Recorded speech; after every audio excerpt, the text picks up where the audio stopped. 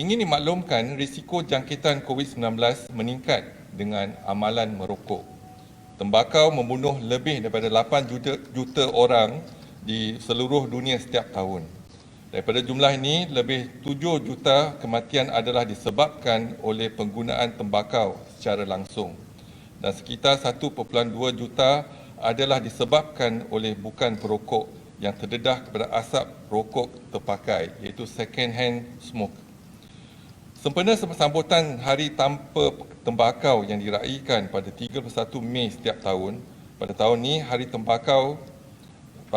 Hari Tanpa Tembakau di Malaysia adalah bertemakan generasi muda mesti dilindungi. Selain generasi muda, Kementerian Kesihatan menyuruh semua peringkat dan lapisan masyarakat menghindari diri daripada amalan merokok. Berhenti merokok, anda pasti lebih sihat. Tabiat merokok telah terbukti mengakibatkan pelbagai jenis penyakit serta boleh melemahkan sistem imuniti manusia, sekaligus meningkatkan risiko terhadap jangkitan bakteria dan virus termasuk semasa wabak COVID-19.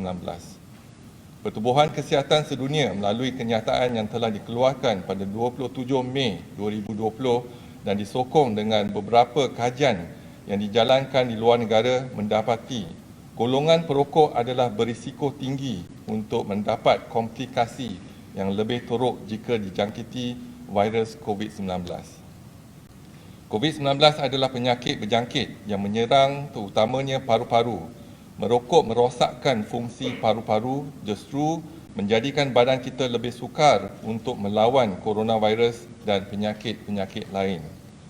Terkini tinjauan kebangsaan Kesihatan dan Mobiliti ataupun NHFS 2019 yang dilancarkan baru-baru ini, iaitu pada 29 Mei 2020, menunjukkan prevalence rakyat Malaysia yang mengidap darah tinggi adalah sebanyak 30% dan penyakit kencing manis adalah sebanyak 18.3%.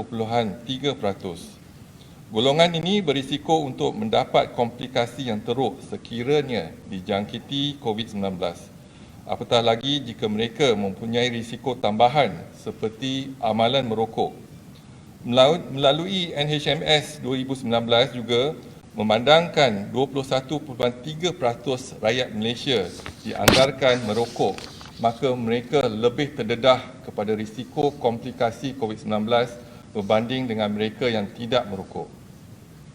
Penelitian dan analisa awal berkaitan sejarah merokok dan faktor risiko penyakit tidak berjangkit yang telah dijalankan ke atas 86 daripada jumlah pesakit COVID-19 yang telah meninggal di dunia di Malaysia didapati 19.8% iaitu 17 orang adalah terdiri daripada golongan perokok. Analisa juga mendapati bahawa bagi kes kematian COVID-19 yang tidak mempunyai sejarah penyakit kronik tetapi merokok, jumlah kematiannya adalah lebih tinggi berbanding dengan kes kematian COVID-19 yang bukan perokok, iaitu 17.6% berbanding dengan 12.1%. Kementerian Kesihatan terus membuat pemantauan bagi kesalahan penjualan produk merokok. Walaupun dalam tempoh Perintah Kawalan Pergerakan dan Perintah Kawalan Pergerakan bersyarat, kebanyakan premis penjualan tidak beroperasi seperti dahulu. Namun, penjualan atas talian didapati masih giat berjalan, misalnya melalui platform e-dagang. Kesalahan penjualan di atas talian dan kesalahan penjualan produk yang mengandungi nikotin adalah masing-masing dikawal di bawah Peraturan Kawalan Hasil Tembakau 2004 dan Aktah Racun 1952. Sepanjang penguatkuasaan PKP dan PKPB didapati sebanyak 118 laman tawang persendirian e-dagang dan media sosial telah melakukan kesalahan. Tindakan pun telah diambil ke atas mereka. Pihak Kementerian Kesihatan prihatin terhadap golongan perokok yang ingin berhenti merokok, namun terbatas dengan kawalan pergerakan yang sedang berkuat kuasa. Justru pihak Kementerian Kesihatan dengan kerjasama pihak Persatuan Farmasi Malaysia, Universiti Islam Antarabangsa Malaysia dan Universiti Kebangsaan Malaysia telah menyediakan perkhidmatan kaunseling berhenti merokok atas talian. Tambahan pula, pelbagai maklumat berkaitan bahaya merokok dan COVID-19 juga boleh didapati melalui aplikasi MySejahtera dan laman sesawang www.jomquit.moh.gov.my. Sepanjang tempoh PKP dan PKPB, dimaklumkan seramai 400 orang perokok telah mendaftar bagi mendapat bantuan berhenti merokok atas talian dan lebih 5,000 orang telah melayari laman sesawang www.jomquit.moh.gov.my. Angka ini menunjukkan bahawa terdapat peningkatan kesedaran di kalangan masyarakat, terutamanya golongan perokok, tentang bahayanya merokok.